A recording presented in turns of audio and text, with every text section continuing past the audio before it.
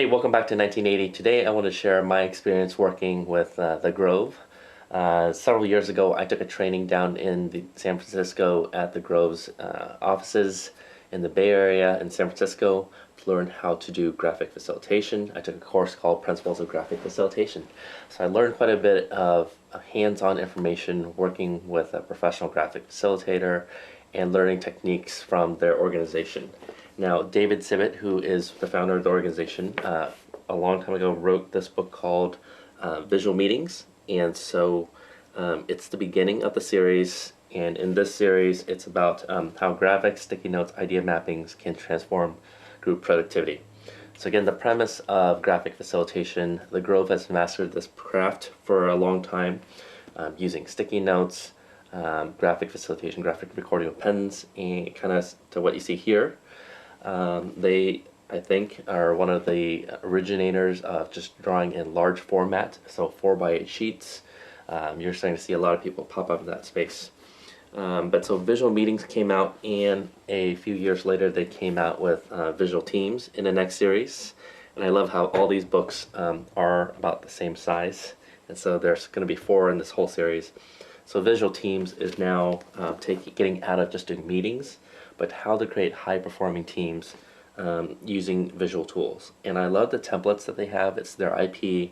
And so just the templates they've developed over the years that you can either buy and or replicate on paper in large format and then basically fill it out.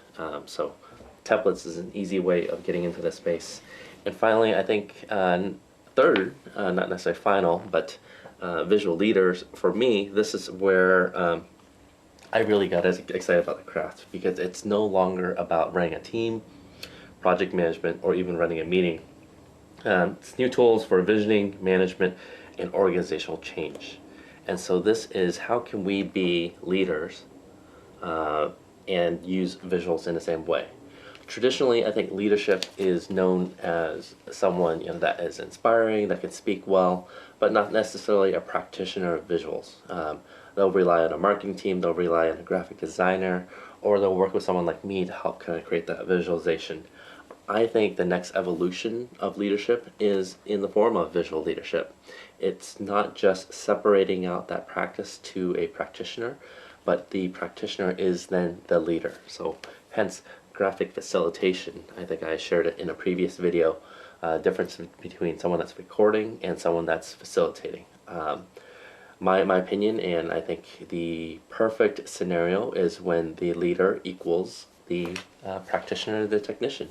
So you don't separate those skill sets anymore. You start integrating them and putting them together into the leader.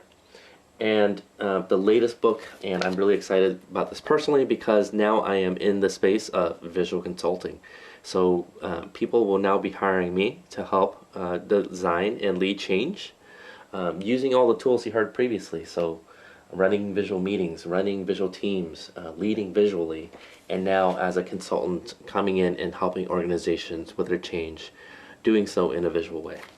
So this set of 4 books is kind of the foundation for my practice. I have another dozen or so books downstairs that's designed to continue to hone this craft, but I think this is probably the foundation of the work that I do, which is really centered around leading positive, effective change.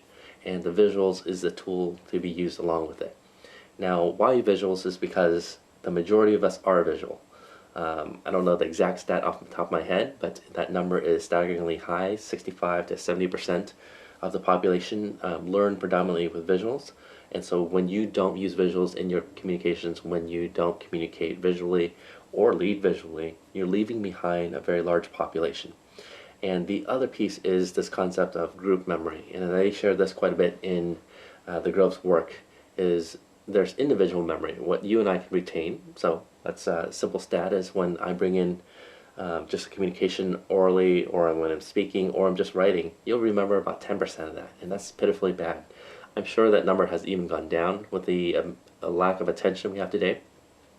But then when you start adding visuals and you start doing a presentation, that retention jumps up to about 65%.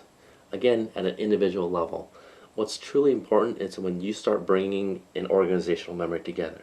So whether it's a team, a department, division, or the entire organization, trying to create a group memory so that it's not individual memories, it's as a group we come together and we have a memory of some sort of thing that was created, an idea, a process, something inspiring. And so when I do my consulting work, I am always constantly thinking about individual memory, how people retain and remember things, but also as a whole group as well. So come back again soon. I'm going to do a debrief and breakdown of this information, and we'll be sharing it. So head over to the website, definitely subscribe to the newsletter. That newsletter is the space where I will be sharing kind of the analysis, synthesis of information. Some of it will eventually go behind a paywall, but for now, definitely subscribe and follow along on this journey. Hey, thanks everyone.